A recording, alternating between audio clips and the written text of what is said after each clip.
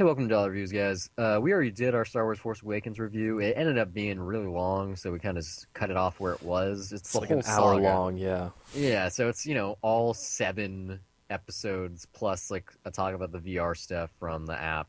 So you can go listen to that if you want our impressions on it. Both me, Steve, and I gave it a thumbs up, I guess you could say. We would buy it for $1. No surprise there. But let's talk about the other stuff we watched this week that should have been in that episode. What'd you check out? I guess I'll continue on with Disney here, and I'm going to talk about the Good Dinosaur again, which, right when I said that, you told me why. Why Yeah. review that again? No one saw it. No one's No, talking that's not about the it. reason why I said why. It's just in the past you said that you don't talk about rewatches on the show. I, So well, sometimes, if I find that I have something else to say, then I'll do it. But yeah, this is getting a bad rap. It's Pixar's first bomb so far. It has yet to break 100 million, and it's critically, it's not being that well received. It's not being panned or anything, but it's just not getting that much love. And honestly, that's really a bummer because I really enjoyed it more the second time. Yeah, first time I did say I would buy it for $1. I'd probably see it again. It was a really, really good time for me, and now I enjoyed it a lot more. Like it really, there's something about this that I like the simplicity of it, which a lot of people have knocked on, that it's not as complex as thematically as some of Pixar's other stuff. But this is really, it feels a lot more like one of those classic Disney animated films from back when Walt was alive. Something like Bambi, or just structurally, it's probably more similar to The Jungle Book because it's about getting from A to B with a kid and an animal, and there's all these like little hijinks that they get into with side characters. Except here it's better because those little side encounters, they actually mean something. And I honestly, it just it left me. I said this before. It left me far more wrecked than Inside Out. Like there's a scene in this movie that's probably the best animated sequence of the year, or just one of the best sequences of the year. Period. Where better than the it's Picasso gag and Inside Out. but yeah, no, I mean, way better because this had so much more emotional resonance. It's just a very simple scene with very little to no dialogue, and it's just visually driven, where they basically bond through relate to each other through tragedy, and it's just so beautifully done, and like it really carries the rest of the movie, like just the simplicity of it, because there is that emotional connection to it, and especially once you get to the end, like just that emotional payoff, like it really, I really felt it more. And especially the change of Arlo, the who's the kid dinosaur in the movie. I really like his arc, which it's pretty obvious how it is, but just the way that throughout the story how he grows into it, like if you really feel it by the end, just visually the way that he holds himself up, even though it's not it's not subtle either, but just by the end of it, like you really do feel that change, or at least I did. And also just that kid in general, I don't know what the name is, but the voice actor that they got for it, or just the way that they wrote him, really feels just like a kid, as opposed to where most animated films, like when kids are kids, It's an adult in a small they just body. kind of feel, yeah, a little bit smarter, like they completely own that world. But this is like a kid who's lost and really has to get by on his own. I mean, I really feel like I made the Jungle Book comparison, but Mowgli got his ass saved whenever he was in trouble. This is like, Well, it's also adapted from a best-selling novel yeah, series. but it's the Disney version of that.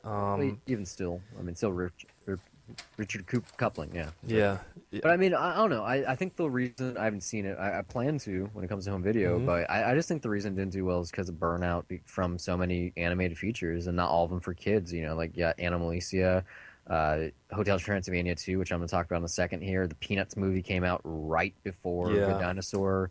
Obviously, you got Inside Out. The Alvin Chipmunks came out yesterday. Like, there's a lot that have come out in the last couple of months, and even more earlier in the year. And like in addition to that, like there was 2 Marvel movies this year, the Star Wars, like a lot of stuff. So I think just maybe the parents were over it and they wanted to see something else. It is a bummer Especially, too, though. I mean, just because I think that this might be my favorite animated movie of the year. It might. I think it is probably going to crack my top 10. But I kind of get the criticism, like at least in terms of how it can turn some stuff off, because this movie is pretty dark, actually. But that's what people liked about Inside Out, that it was dark. Or Inside, I would say it's more honest rather than dark. This is like there's a decapitation scene in this movie Oh, and it's hilarious. But every time I've seen it, like there is better than kind. Ridiculous Six. You know what? Yeah, I would, just because it's an animated movie and the Does the guy keep a smile on his face after he dies? Or the dinosaur, I'm assuming? well, I don't want to spoil Okay. entirely what it is, but yeah, it is a moment where you can kind of, there is some uncomfortable laughter because you can hear. I feel this every time that some parents are kind of shocked that what happens in a kid's movie, like that's something that happened. And If there's no blood, it's okay for the whole family. yeah, I That's it. know. But it's still, it is a very weird moment. Like, oh my God, I can't believe that I just saw them do that. And sure enough, I read stuff online where people are like, yeah, what the fuck, Pixar? And then you have a drug tripping sequence. And I'm like, I love that sequence. But I mean, also, it's just really like, there's, even though he's a dinosaur, there's like spots where he like falls and stumbles and gets hurt pretty bad. And, he even has like his leg bruising really bad to the point where it's just like, oh man, like that looks rough, and then he's limping throughout, and it's very well realized the way that it's done. Like it really does feel like he's away from home, but like just the dangers of the outside world and how if you can't handle yourself, then you're pretty much fucked out there, out in the wild. But I really love that stuff. If you haven't realized, Steve wants you to give Disney more dollars this weekend. Go see the Good Dinosaur twice. Because one's not enough. I In 3D, too. I did see it in 3D again that second time, specifically because Star Wars took all the 3D screens. I was like, well, that's this is probably the last time I'll see it for a Yeah, how while. the fuck was this still in 3D this weekend? It's in this weekend. It's Oh, not. you saw it before Thursday. Yeah, yeah. Okay. Yeah, no, it's definitely out of 3D. Yeah, Yeah. but it's Everything's out of 3D. I think if I just have to really describe what I love about it, it's just a good throwback to that old-fashioned Walt Disney storytelling. And I know it's not, like I said, it's not up there with Pixar Elite. It's not nearly as complex thematically as some of the other stuff, but really just a good adventure movie. And I was so moved by for quite I like the relationship between the kid and the dinosaur, and I think just really just the way that some things are, how they're told visually, like just a simple thing of what a dinosaur hug looks like in the end, I guess, because I mean I might talk about this with you some other time, but also just the way that this world works too, like how it's a Western and it's a dinosaur family on a plantation, and how that works, how they run that stuff, I thought was really cool. So it's not I don't think it's a slump for Pixar at all. It shows that they can still come up with things creatively, and but I don't know, a lot of people, it seems like if something is not Toy Story or The Incredibles, then they'll call it a failure by Pixar standards. I got into this fight with you. I still think Monsters University has so much creativity behind it, even though You're wrong. you But clearly that's your disagree. opinion. But Look, not Monster. Sorry, Inside Out opened against Jurassic World, and it still made gangbusters. Yeah. Which is crazy. Like Well, that's a family counter-programming, film though. against a family film. Like it worked really, really well. It was like Pixar's biggest opening weekend ever. So it's not that they're lacking creativity and No. the people only want to see something. And maybe this one wasn't just marketed well, but I seriously think it was just like too much stuff out there. Well, I And do that think people got why burned. I can don't see know. why people like Inside Out better, because that is the one that is original. Like that is a very original premise, and it's definitely doing something Somewhat that. original. We talked about this in the review. Well, yeah, okay, yeah, but the way that. Osmosis Jones meets like Okay, yeah, going inside a human body, but the way that Inside Out handles it, it really does feel fresh and original. Though, for me, there was just more of a disconnect in that it's an interesting idea, but it feels like the emotions of that are being micromanaged, and I can't connect to a character specifically if I know that an emotion is deciding when something is going to happen. But I mean, the messages of Inside Out and the way that's handled, I still think it's a fun movie, and it's very, very creative throughout. It just doesn't resonate with me as well as this does. But this is a fantasy though, so that's About probably more of dinosaurs. why. I mean, Inside Out's a fantasy. You know, if you bottle up your sadness, you can be happy all the time. Well, Isn't no, that the but I mean, message, though? even though it's animated, it's supposed to be grounded in like Yeah, I in got you. reality, and then It's it's flexible too. playing with the idea of the abstractions of what goes on inside your mind. Um, Well, let me talk about my animated film. I saw Hotel Transylvania 2. I really wish I hadn't. I've told you this before. I might have said it on the show. I really liked the first one. You know, it's Jendy Travasky. He also directed this one. If you don't know the name, he, did Cartoon Network shows in their heyday. He worked on Dexter's Lab and some other stuff. Powerpuff Girls, Johnny Bravo, Yeah. Well, Samurai not Jack. not Johnny. Not he didn't work on all those, I but think yeah, he's involved in it he's involved. somehow. Yeah, he Yeah. definitely worked on Powerpuff Girls, Dexter's Lab, and Samurai Jack.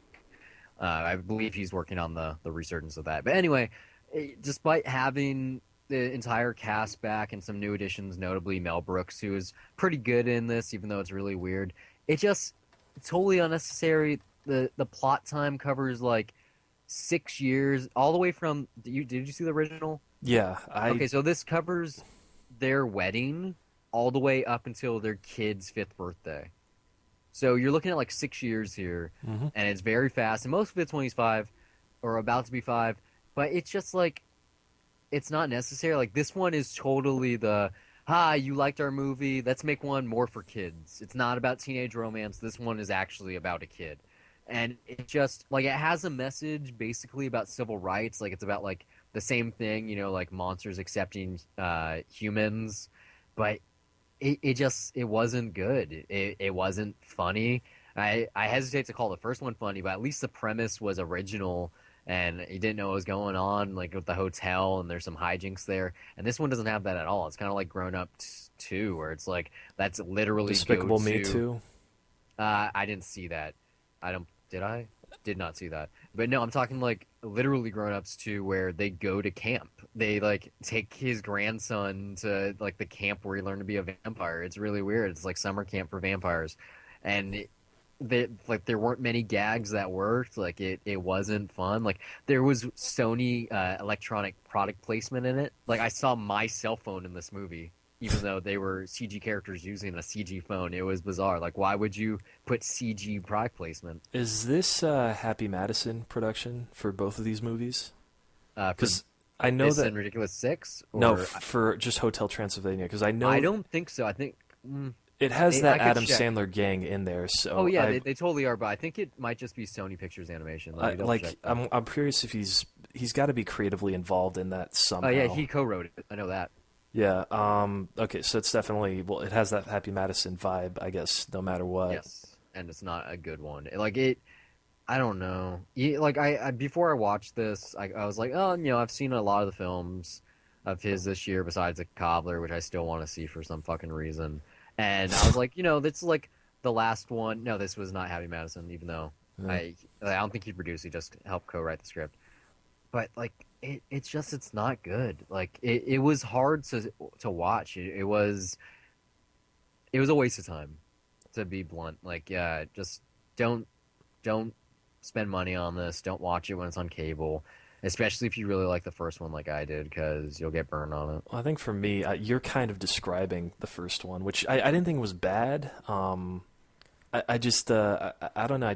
I wasn't I was never laughing, and I wasn't really interested No, I in the really like the plot or the premise. characters. I mean, just because it's I don't know, like what 118-year-old girl is after 100 years is trying to get. I don't know. It's just It's a it felt wacky like a like yeah. It felt classic like a kids horror movie. Yeah, film. Like and I think I liked what they were doing. You kind of like in the same way that whatchamacallit, the Monster Squad, like in the way that they take these classic horror monsters and they reincorporate them into yeah, a but coming of age comedy. just Like like Monster Squad, the thing is, if I saw that as a kid, I would like it more, and if I grew up, then I might still like them, but I would see their weaknesses as an adult. oh I no, don't think they would be I things that liked would hold up for me. something about the original, or not the original, but the first one here. I don't know. There was like a heart to it. Like it was Adam Sandler. Like even though it was animated and he's doing like a really bad Dracula voice, like there was just something about it that like I thought was like real fun and like real heartwarming and like would make a good date movie. Probably like his best film in a while, actually. And then this one is just totally a cash grab by Sony, and it didn't pay off. Like Paul Blart 2 is still their biggest earner this year. So Really? yeah, Wow. yeah. So Concussion might be able to change that. But yeah, Paul That's Blart 2. probably not going to be the case, but We're wow, talking about the that's a studio bad year. with Pixels and Joe Dirt 2, and So Paul Blart made more than Hotel Transylvania too? I believe so. Yeah, Because I mean, I think this one outgrossed the first one, maybe. Hotel Transylvania. So But I'm pretty sure that Paul Blart was still the wow, director that here. is awful. Talking about the people that made Aloha. So I was so upset too. I was looking at Entertainment Weekly's end of the year like best and worst, and they said that Aloha, like they did like a comparison for actresses and actors and stuff, and they did like there was something that was like worst decision of the year. She should have not been Asian. I was like, they're still talking about this shit. Hey, you can't blame them though. I can It is an blame odd them. choice, I think. No, not really. Uh, You're telling me that like you can listen to our Aloha review. You're telling me that you can just look at someone and from the get go know that they're not half or a quarter Asian. no, You but just like they're 100% white. You could that's racism. yeah, well, the issue is, it is whitewashing. In a way. I mean, there's so many. It is a big thing with Hollywood that we're recognizing or we're being more aware of inequality of payment. That there's too many white males being cast in roles. So that's in this time that's going to be a topic, and you can't really blame them. That's kind of. It is kind of like if that's a big issue now, then why would you do that? You're just kind of giving them more reasons to just to nitpick at that point. So I think it's well explained in the movie. It's just for this time that we are in now, there really is no reason to do that. Maybe. Yeah. What else did you watch? I saw McFarland USA, which came Why? out It's on Netflix, way. right? Is it? Yeah, I think so. I redboxed it, but it came out earlier this year, and yeah, it's not bad. It's Chairs of Fire for the New Generation. Yeah, it's exactly the kind of movie that you think it is. Yeah.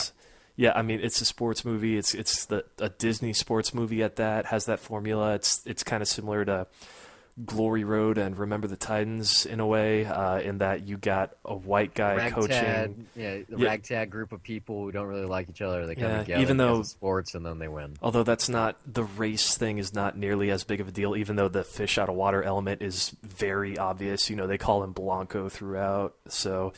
I mean, it's clearly a thing, but it's not nearly as big a deal as it is with the '60s and. Did this movie make any money? Because I know Million Dollar Arm didn't last year. Was that 2 years ago now? I think it was last year. I don't. $1 Million Arm wasn't that good. But I mean, there's some funny stuff here. It's exactly what the routine is, but I mean, it is funny, and I did. I like seeing that it's a movie about cross country just as a sport, and that it's more focused on the individual runners, even though it's still a team thing. They by the point system, it's still they have to win as a team, but.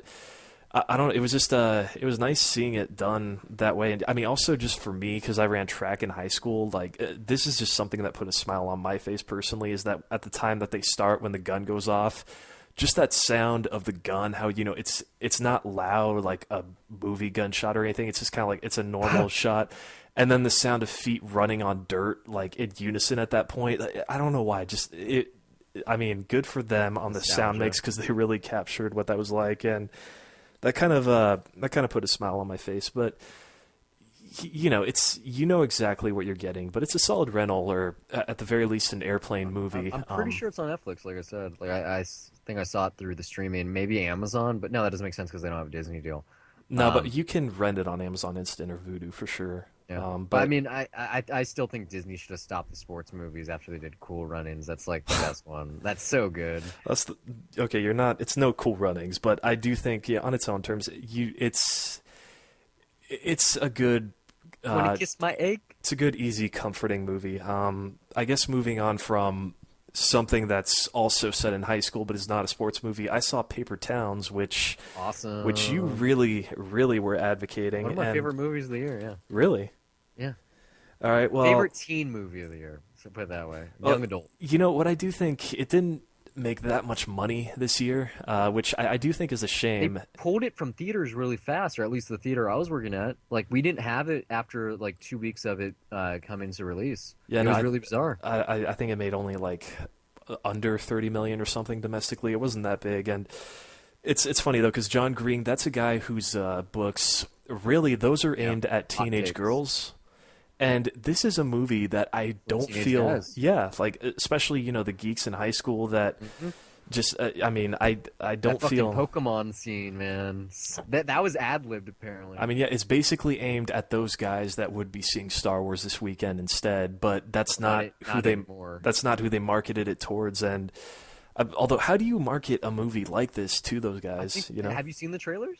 Yeah, no, they turned me They off. I didn't want to see really this movie like because the it. trailers. I saw that trailer where it was like, oh, there's this girl who's next door neighbor. She's weird. He's like too nerdy for her. He misses his chance, and now she's gone missing. He has to find her. I was like, this is my movie. This is awesome. Like, sign me up. I'll watch this twice. I'll totally watch it when it comes to HBO now or whatever. Like, Now, back when we were doing just regular reviews, I didn't straight up like say I wasn't pushing hard to not review it, but I just said no, I don't want to, and you were just kind of like, that's okay.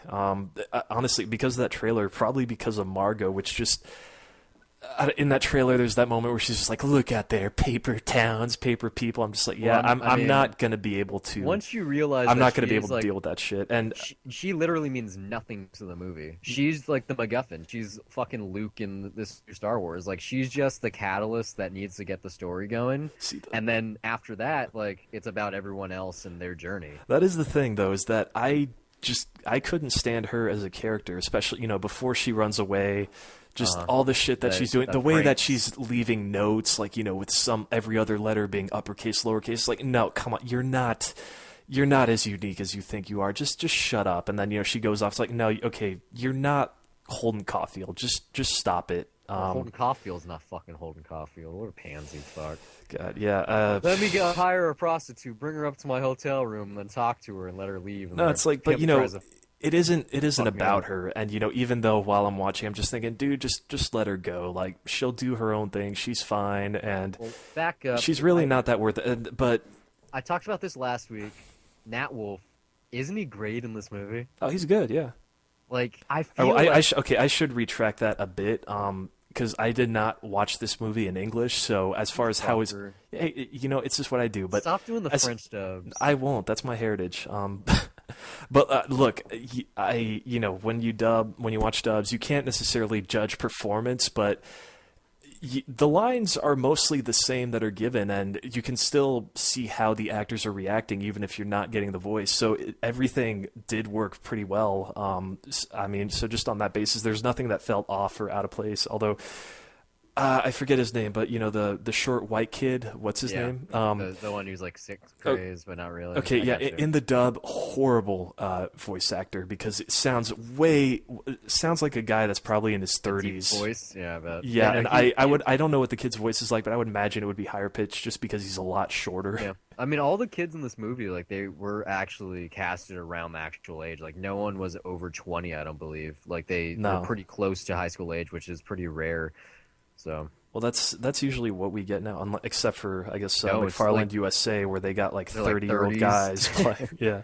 well, I mean, they had a run, so Yeah. But even though the mystery element, I guess that's just my own nitpick when I'm just thinking, kid, a small just element. let her go. But I mean, hey, it's still amusing and it works. And really, without saying what it is, when you get to that message at the end of the So movie, good, that's right? really where I applauded it. And I was just like, important.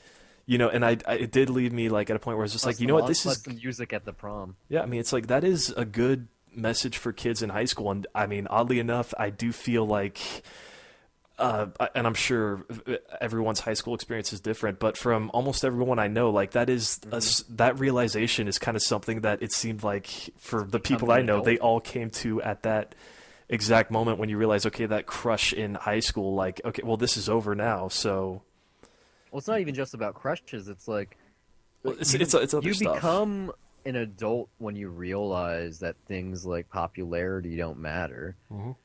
Well, not everyone, because look at all the people that watch the fucking presidential debates and shit. Well, that's different. Yeah, the It's conformity and 100% the popularity same. are a different thing.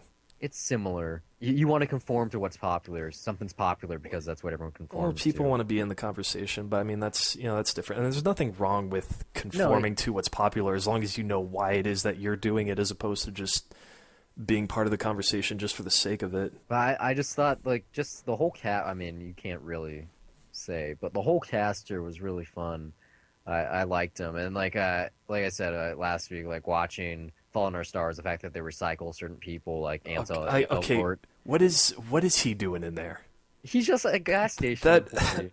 no, They had to give him a little cameo, man. He doesn't make much he's money. just winking at the camera, like, Sure, yeah, why yeah, not? you know I'm here. You know, Why girls, not? you know, I know you like Like I me. said, like I know you Nat cried Wolff over me being in the that movie. star Hey, of girls, this. I'm in Divergent.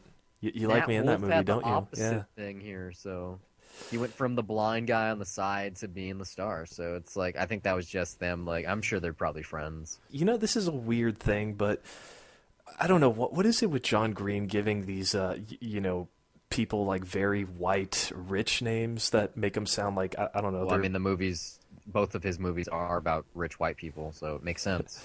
I don't know, makes it sound like they belong in like some rich Victorian house or something. Augustus, Margot. I'm pretty sure rich white people name their kids that.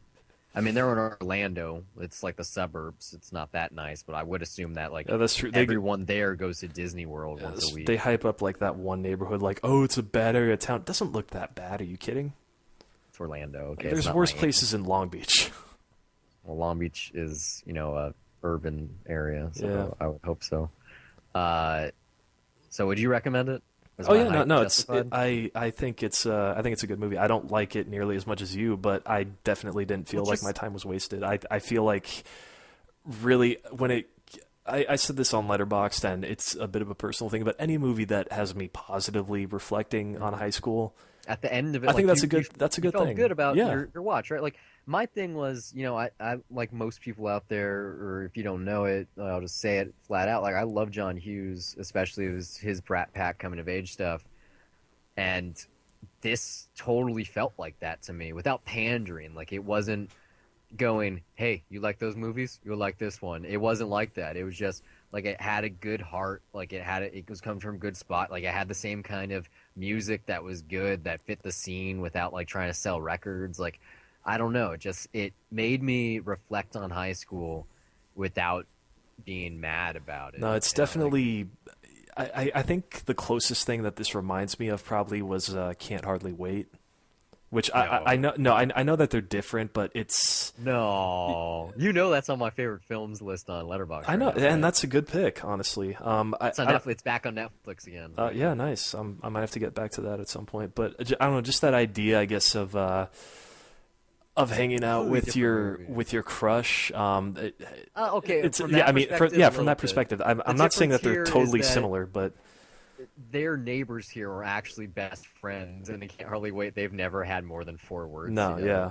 Um, So, yeah, and then there's also a ton of other stuff going plus on in there's Can't no Hardly Smash Wait. Mouth in this movie, so I'll automatically lose. Yeah, there's on no that. Jason Segel with a watermelon or Seth What's he look Green. like? He's kind of tall. Like tall, like yeah, sorta. It's Preston. Preston. He wears shirts. All right, stop. Yeah, I know you're gonna quote this all day long, but hey, no, it's a really good movie, and I recommend people watch it. I know you love it more so, and I don't disagree with anything you're saying. But teen movies are probably more of your thing. Oh, It's more of your taste than well, mine. no, bullshit. You watch way like in terms of the like blockbuster teen stuff. You watch more than I do. You've seen the last two Hunger Games movies. You've seen both Oh yeah, no, but Maze Runners.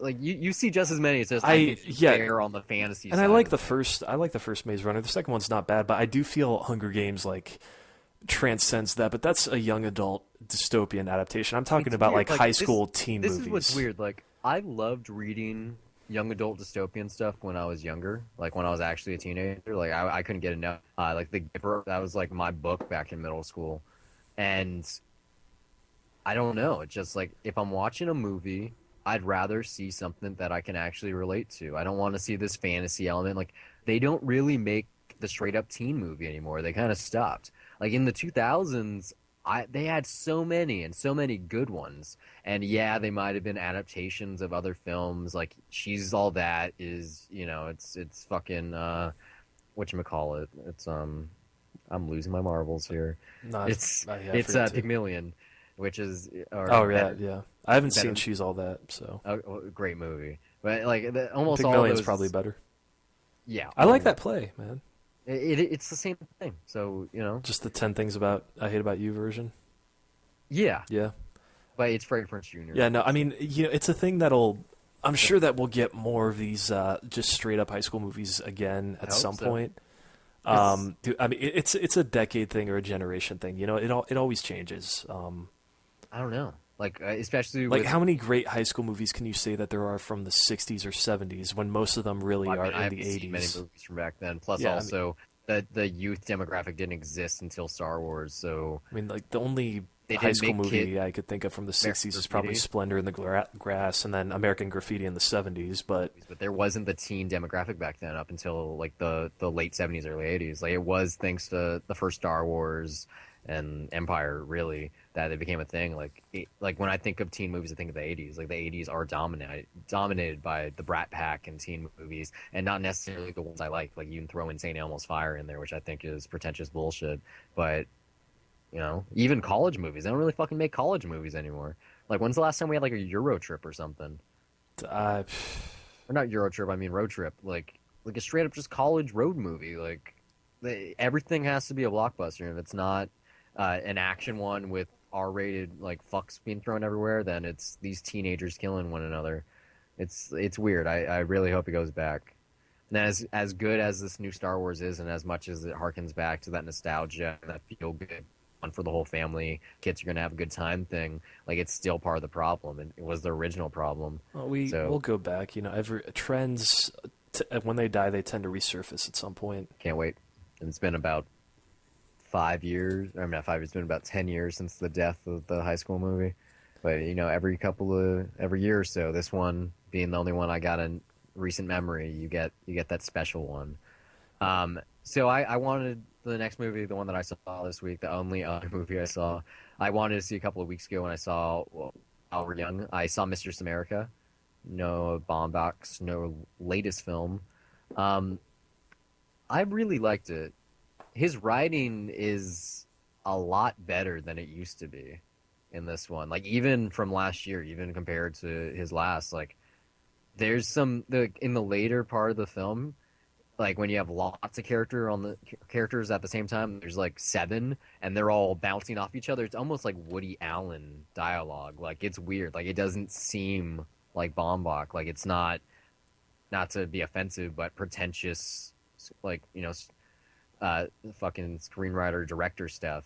It doesn't seem like that. And like, yeah, Greta Gerwig's in it, but she's not the star. And there's like a whole message here that's kind of similar to Paper Towns, but from a more cynical college angle.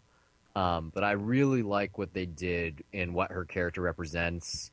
Um, Really interesting. Like I thought it was better than Francis Ha. Like I hesitate to say fun movie, but this definitely feels like Greta Gerwig being 100% her, like just unrestricted, and I mean that's kind of why she collaborates with him in the first place over the last couple of years anyway, like ever since Greenberg. Hmm. But it's like she's his muse, and I can understand why, especially with this one. I would really check it out. I think there's a good message there. Not anything like amazing or anything, but like a fun little like this is one of those where you're in your mid to late 20s and you're having a double date at home and you got the wine and the dinner out and you want to put on a movie, watch this one. Like it was really nice. Is it better than While We're Young? Different. I liked it more, but it's different. Like the messages, or not the message, but it's just like the theme is not comparable. Whereas like While We're Young has this age division and trying to be a filmmaker and what that means and all this stuff going on to it and lots of romance. Like this is strictly this high school girl, or like she just entered college. She knows no one. Like she's meeting them, but her mom's getting married, and so the guy she's marrying has a daughter who lives in New York, and so he says, "Well, why don't you?" Tells her like, "You should hang out. Here's her number." And so that's what it is. And she's like a lit major, so she starts writing about their interactions. Um, but like that's very shorthand what it is. It's more than that. It's fun to see like what not necessarily anything amazing happens or anything, but it's very realistic. It's not mumblecore or anything, but it just like slice of life, uh, like girl relationship stuff, like what it's like to have like someone you look up to and when you like start playing with power roles and like becoming who you are as a person, especially like the role that college plays in that, and like choosing your own future with your major. I don't know. It's I think this is, like I said, it's more accessible than some of his other stuff. It's less pretentious. It doesn't seem as much of an indie film. Like I think if it wasn't for the fact that there's a lot of stiff competition out there, that Greta Gerwig would probably get nominated for something. I don't know if she got nominated for like a Spirit Award or something, but that seems like what this would go for. She could have got nominated for a Golden Globe. Like I thought she was that good here. Well, maybe that's just I'm honestly more curious to check it out. As far as Noah Baumbach, I can't say I'm really a fan. My favorite film of his I've probably seen is Greenberg. I did not like The Squid and the Whale at all. You don't like a little kid jerking off and putting all his cum on the lockers? I thought it was you didn't very. like that? I thought it was incredibly obnoxious. Oh yeah, no, like I said, Margot like, and the that's Wedding. just- I thought I don't remember what I thought. You know, I saw that back in high school in a theater too. I remember both of those being very pretentious and about like family dynamics and like lots of stuff flowing over your head, and very much so like a cheap's man, like a poor man's like whatchamacallit, like Wes Anderson without the flourishes, without the visual aspect. I mean, it's no surprise that they work together. I don't know. I guess I can't remember. I haven't seen Francis Ha. I saw that when I was in New York. I actually saw that there on purpose because I was like, Yeah. I made a tweet. I was like, when in Rome, watch movies about the Romans. Oh, Gillis. I had to catch that at like a little small theater on the Upper East Side. It was actually a pretty nice place for being like they had like 4 screens or something. Yeah, I'm curious to check it out though. Yeah, I would check it out. Like especially since I know you liked While We're Young. Like this is very different. Like just drops pretension and it's kind of just straightforward. It's not about him this time. It's just about like life. But like I said, like the last like 20 minutes, like there's dialogue that you haven't seen in one of his movies before. Like it is very snappy and very quick and very funny, and lots of people bouncing like one-liners off of each other, like in conversation. Very nice. All right. What else did you watch this week? Well, there's no appropriate segue for this. Knock knock. Who's there? Keanu. Is it Keanu? Yep. Nice. Yeah. I don't know exactly how to talk about this movie. I guess as an I tried experience. a couple of weeks ago, so you can try. I'll say this as an experience. I think it's probably better than the entire movie because I was entertained throughout. Like I was definitely paying attention, and I really titties did help? care for. Did the naked body, well, almost naked bodies help? Almost, although honestly, I really did care for Keanu. Like I felt really, really, really bad for him throughout. Like, cause He's a good guy, he's right? a genuinely nice guy a that good just gets guy, like- baited into this 3-way. You know, he's gone I love 3 when he weeks has- without busting any, and he's been patient so hard. And then I love when he has his breakdown right in the middle. Um, It's so good. yeah, I mean, can I put a spoiler up here and just talk about it? A minor one. Well, I feel like I have to. Because this movie kind of... I have to. Okay, here's Everyone knows what this is. These girls in the rain knock on the door. He's a good guy. His family's out of town. He lets them in. He gets them fresh clothes. He calls them a taxi. And then Or an Uber. An Uber. And then they try to seduce him. Yeah. Okay. And they turn out to be fucking crazy. Here's what I'm going to just suggest right now because I give you the timestamps on the show notes when I'm cutting this. So I suggest that because I got to spoil the ending to say what I really think here. I suggest we just put this up. I put a spoiler warning up here, and Dig your own hole. if you want to keep listening, then just skip to the next timestamp. Does that sound good? Sure. Yeah. So you'll do that. Or something, yeah. All right. So from here on out, just for a while, I'm going to spoil Knock Knock. Going right now. Do it. Okay. So here's the thing. When I'm watching a horror movie, and I'm Well, this really is hardly horror, but yeah. but all right, well, or a thriller. You know, Thriller. if I'm really, really into it, like with horror movies, it's typical like that. The character has to die, or it has to end badly. It is a horror movie, but a good mark of it is that you don't want to see them die, and I feel like that's kind of what happens here. Is that it sort of negates the experience that. Because he doesn't die at the end, I kind of feel like, oh well, thank God he's alive. But then you think about it's like, well, okay, He should they have left died. him in a place where he should be bad, especially with that video up, and that was funny where he accidentally hits the like button. But then I'm thinking about it, it's like, okay, well, at the same time, if you go to the end of that video, then they would see him breaking the bed, and even if they bothered editing him out, well, the shit in that house is trashed, and in the video his hands are clearly tied up, But I and mean, think about and even his own someone records posted are a video. trashed. That there's everything's pretty much broken. That there's no way Or you mean his you would. family? Hmm? You mean his family? No, like everything in the house is physically broken. No, Like no, no, even no. I'm his own saying like shit. you're saying when his family saw him. Yeah, I'm saying like I'm saying if he tells the police like the true story of what happened, they would probably believe him. I don't know. I think, especially even though he's going like, oh yeah, and he's faking being into it in that video. Like, even then, he breaks the bed. Like, I think there's I don't know. enough. I think the idea here is that there's no consequences. Like yeah, like his family's probably gonna leave him. But like he's not I going to think be he held could. responsible for the murder of the art dealer. Like, why would he do that? Like, Yeah, that's it the thing. seems like There's a too good many like. loose threads that I The think they thing. would believe his story and that it would stick. I think the thing is that they've kind of ruined his reputation among his friends on Facebook. Even if this does come out to be like, you kind of never go back to reverting to a certain idea of someone once you see something like that. Because as far as they know, it's like him cheating on his It's wife like, yeah, posting on it's Facebook or whatever. undeniably him And doing that.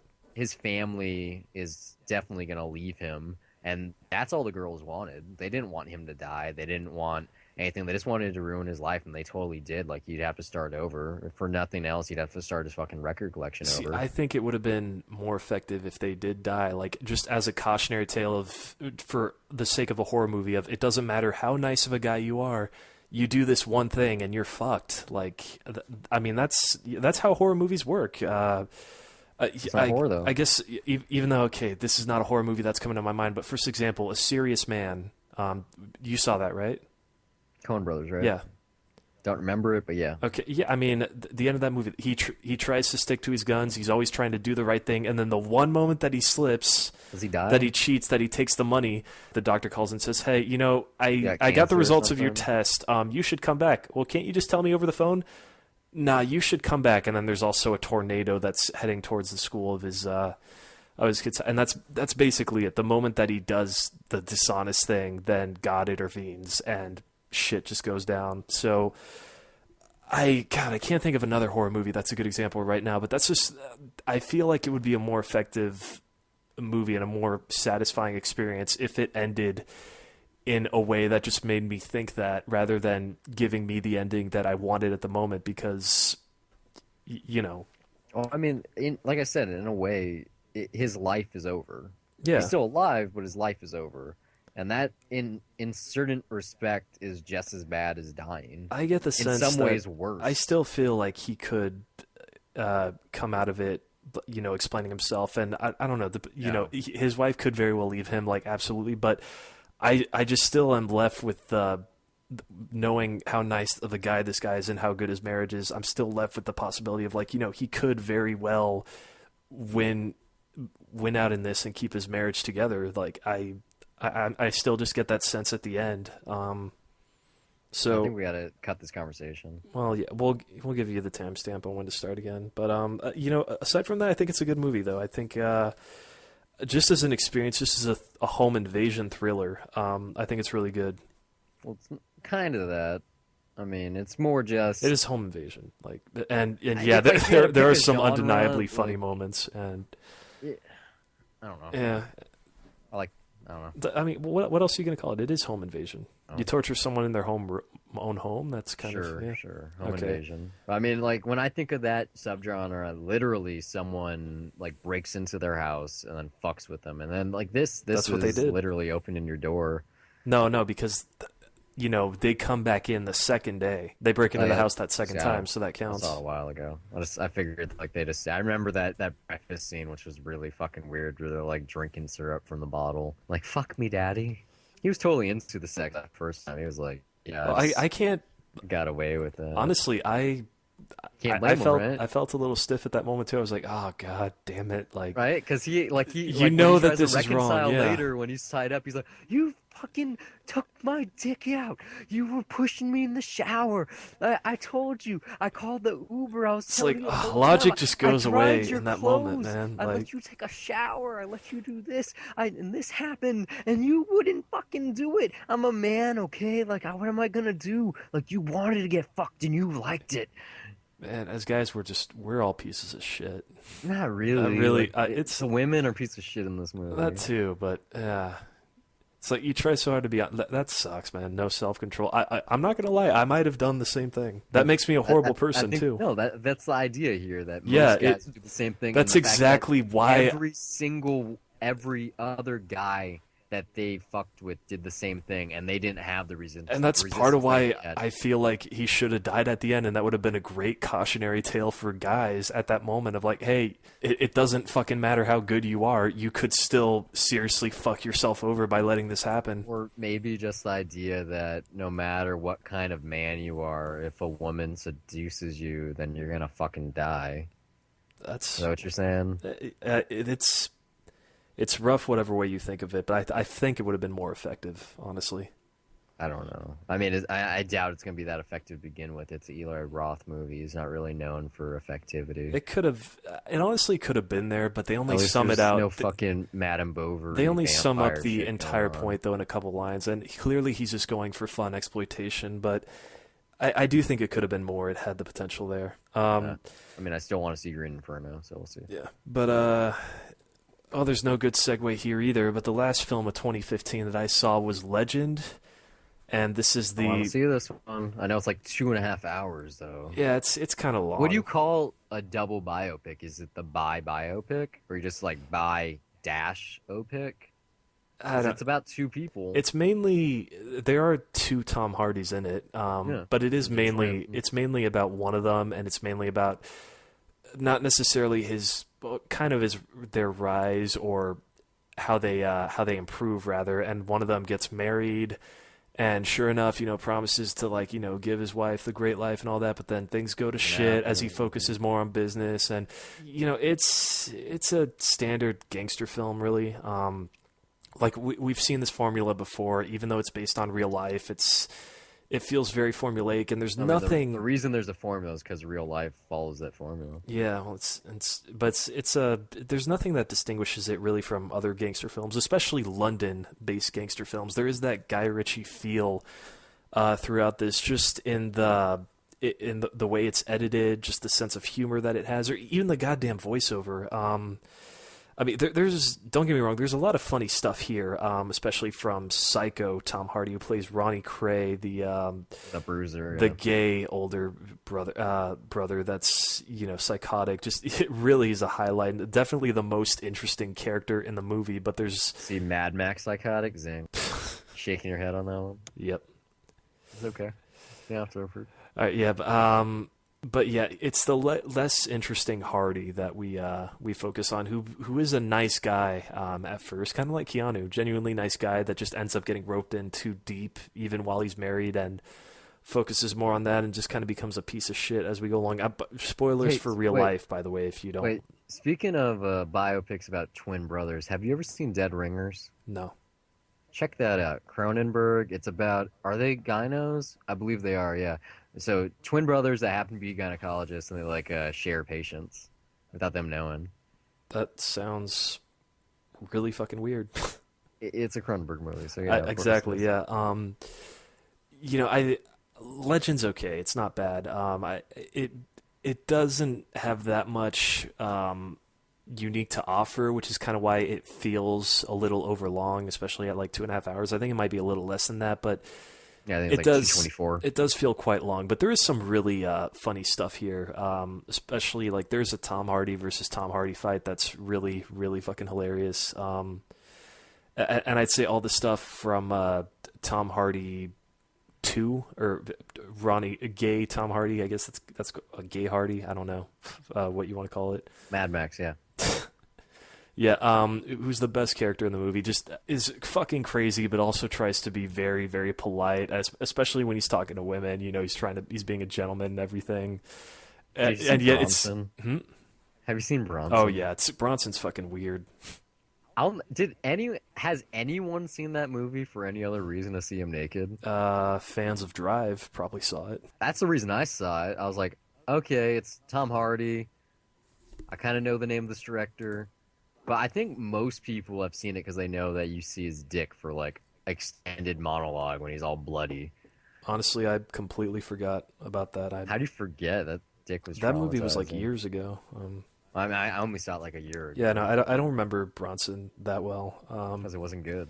It wasn't bad. But I think Legend's a solid rental. I think you could very well enjoy it. There's no reason not to. It's just, Yeah, I want to see it. I want to see it for the performance. I think that's yeah, the reason why most people want to see it anyway, just because anytime someone does a dual role like that, just for the effort that's put into it. But the runtime totally turns me off. Like I mean, it's only 20 minutes, but a 2 hour biopic is kind of like where I draw the line, especially for something like this, which isn't a war contender. It's just like middle of the line. Like it's not shit, it's not great, but it's a good watch.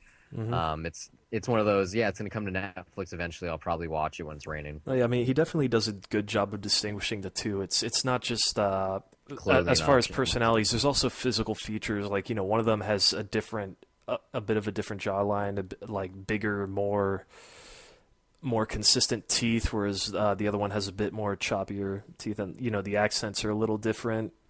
Keep on asking about his other movie. Did you see Locke? Yeah, The one yeah, Locke that is was so it's good. really That was like good. one of the best movies last year. Yeah, Even though there's like nothing going on, it's literally him looking out the window of his car on a drive. So cool. Everyone should check. You guys should check that out. absolutely. It's on Definitely would Amazon buy that one for Instant, a I dollar. think. Yeah, A24 made it, so I think it's still on Prime. Great watch. But yeah, no, Totally overlooked last year. but yeah, Legend's okay by me, but there's enough good in there to check it out. I guess moving on from gangsters to cops. Yeah, tell me about Black Rain. Yeah, this is the 1989 Ridley Scott film that is considered a lesser Scott, I guess, automatically because no Michael one Douglas really movie, talks about it. finally. Yeah, Because it's a fucking weird concept, and it's like totally. It's supposed to. It's like I okay, think well, I've seen it like flipping channels on here's HBO the or thing. Here's something. what it's about. It's about two New York cops that have to extradite a Yakuza boss back to Japan.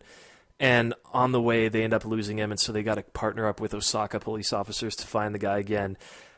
It Weird. really, I think it's underrated. I know it's super Yeah, stylized. no, it's funny because this feels a lot more like a Tony Scott film than it does a Ridley Scott movie. But I love Tony Scott stuff. May him rest in peace because that was really fucking tragic. But I only live like 2 miles from where he died. yeah, I know. It's fucking. Driven over that bridge, May. How weird That is was it weird that month. Tony Yeah. Scott jumped off the bridge where Nicolas Cage jumped his car over in Gone in 60 Seconds? It's really sad, man. Pretty sad. Yeah, It's that's the same like the bridge in Inception when mhm. they do the reverse Yeah, drive. yeah. That's the same. It's like right over there. It's not the Vincent Thomas, but it's like It's right in the over there. area. Yeah. Yeah. But okay, first off, there really isn't anything unique to the script. You already hit on it. That's very stylized, and it's really the style that carries this forward.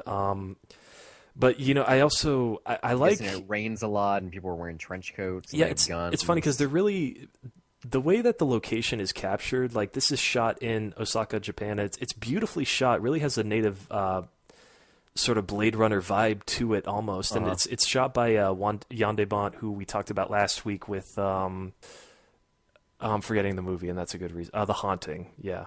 um, I almost forgot it, but putting his skills at a DP, which is aside from the first Speed, he was actually really good at that. He also shot Die Hard, so No, he DP'd a ton of stuff. Like yeah, we've talked about him before off air. Like he had a great credit list, especially as a cinematographer, and then you become a director. You made he had some a pretty good great things too, potential with Speed, yeah. and then just the shit hit the fan, and Hollywood said, "Fuck you, you're never getting another chance because you made two back-to-back bad ones." Yeah, I don't know how. It's I not know his some fault. people Who hate who greenlit Twister. the Speed?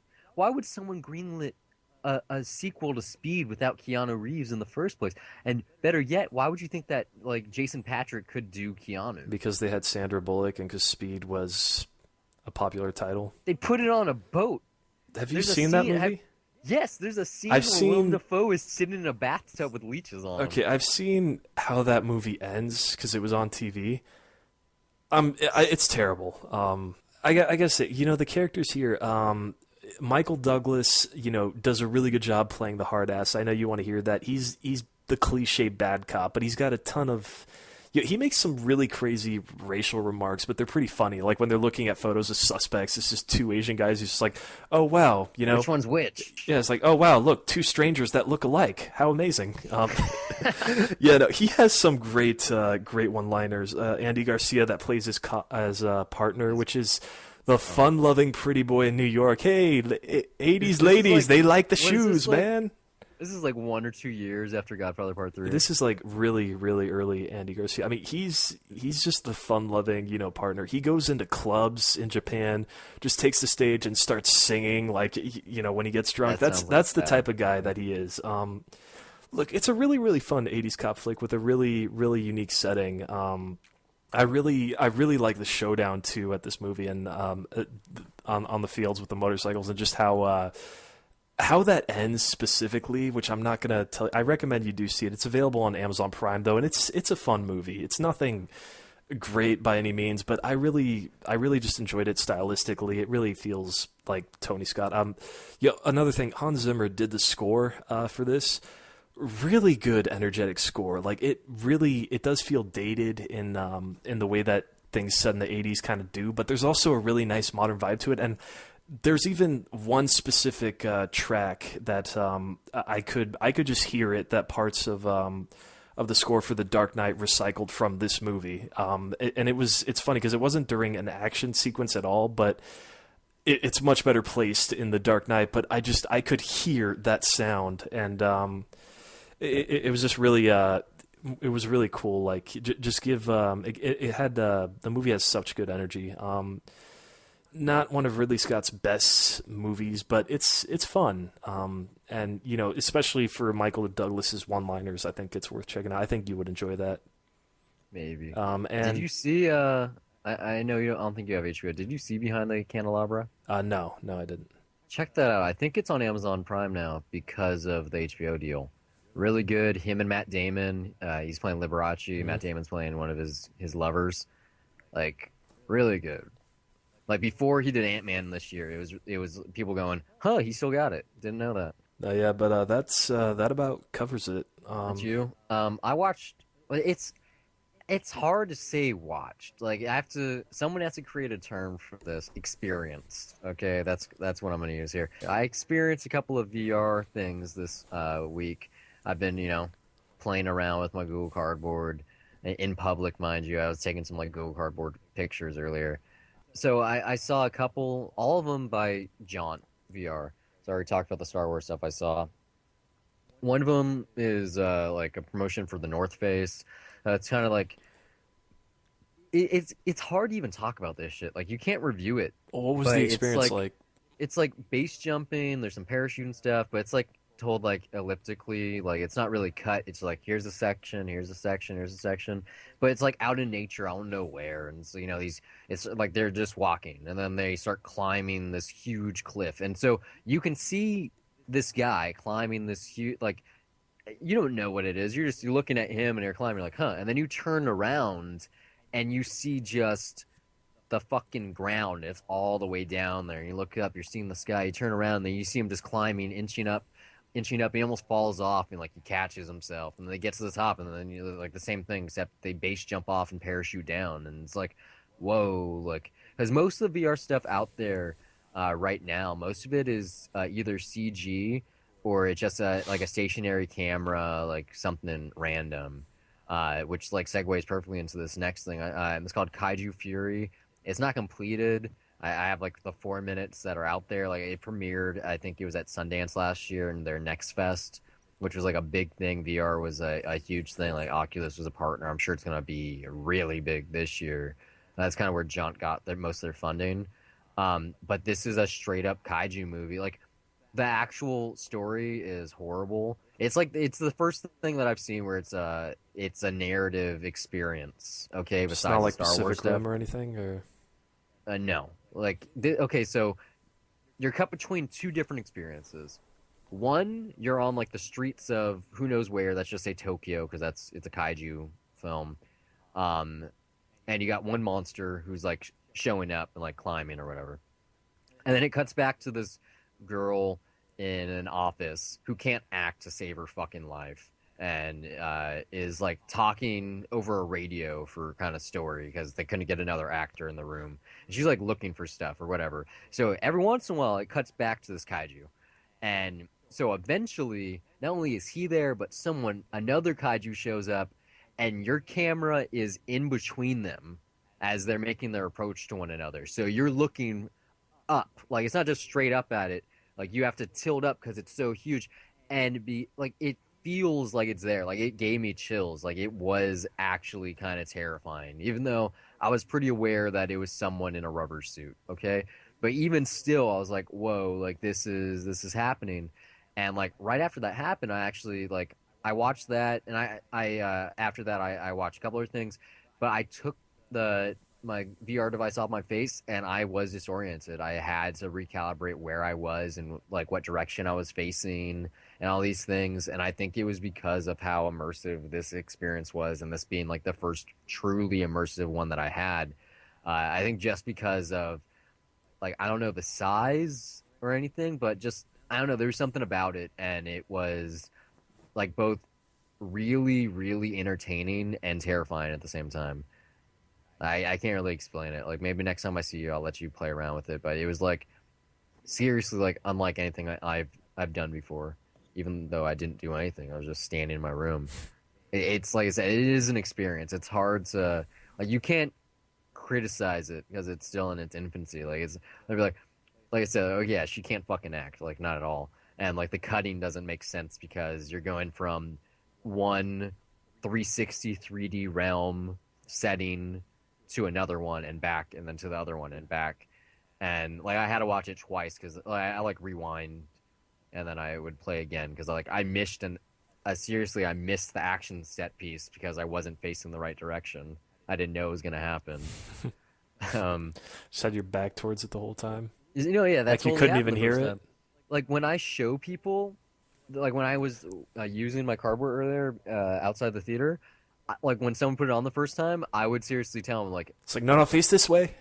yeah, like seriously, like because like you've never used something like this. If you're not well versed in it in the technology, you just hold it. Every single person I've given it to on their first time, they just face one direction, and I tell them like, oh no, look around. All they stand still and they just move their head in one direction. I'm like, there's stuff going on behind you, and they're like, oh okay, and then like they turn their head, and then they get into it, and they're like, They just like duck. oh yeah, It's like, oh, well not whoa, shit. sort of Yeah. yeah, but it's like I like the final thing I watched, not the final thing, but the final thing I'm gonna talk about here. It's like totally off, doesn't even make sense to the rest of our show. It was like an in style photo shoot for Drew Barrymore. But this is by far like one of the cooler things I've seen, even though there's like it doesn't have the cool kaiju fight going on or anything. But like it was like okay, so on in one direction you have Drew Barrymore, stand like posing and whatever, like for the photographer. You turn around, you see the photographer actually taking the pictures, and all the while he's saying, "Oh no, make this face, do this, do that." You like look around, you can see PAs on set like yawning and like sitting in chairs and like messing with Just lights being and bored. people.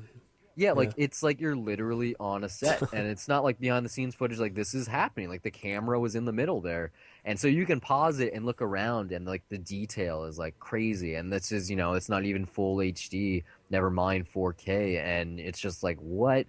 So like it was really cool. There's like this section in it where like she was like getting her makeup done, and she's basically just saying, "Oh, I really like nude lip colors, so these are the ones I'm using right here, and these are the ones that are on the cover or whatever." And she like whatever she's in her chair doing whatever. I paused it, so she's sitting in front of a makeup mirror, and I'm looking in the mirror looking for the VR camera, and I can't really see it. It's like out of focus, like kind of in between the two panes of glass. You can't make it out. And like I turn to my other side, and there's like a side mirror where I can actually see the camera. I'm like, oh, that's what it looks like, and it's like a little like I kind of know what they already look like, but it's like spherical shape. So you have like the sensors like on all sides, so you can get it at the same time. And if that's not weird enough, then behind the you or like in a different direction, um, like you have a still photographer taking, or like she's recording maybe with a DSLR, like footage maybe for InStyle's website for like the non-VR experience. And so I'm like still in freeze frame here, looking at the photographer, looking at the actual camera, looking at Drew Barrymore, looking at like the background where there's someone literally like fixing carpet or something. And like I got so into it, like I was standing up, looking a direction. I started leaning forward, trying to zoom in on things, and like tilting my head to the side to see if it would switch like angles and things. Just playing around with it, like really, really weird. Like that's the one that really fucked me up in terms of my sensory deprivation or whatever you want to call it. Like I didn't, or overload, I think is more accurate. I didn't. I started like severing ties with reality. Like like my reality was becoming just as real as what I Became was really looking at. immersive. Yeah, it was really weird, like seeing the cameras and stuff. Like so much that like I'm probably gonna watch that Strange Days movie tonight by Catherine Bigelow if I can find it because I think they took it off of Netflix and streaming. But I know that's like kind of like the Matrix in a way. It's about like but except it's grounded in reality. Well, not reality, but it's not a dystopian future. It's just like this is what the future would be like if virtual reality was a thing. With, like Ralph Fiennes, I think he's acting in it, so I'll check that out. So yeah, I mean that's all we got. That's Maybe I should have cool, put that earlier. earlier. Yeah, It's pretty interesting, right? You know, like I that's don't know, insane. it's It weird. sounds Like really trippy. I've been following this VR stuff for a while, and I like know.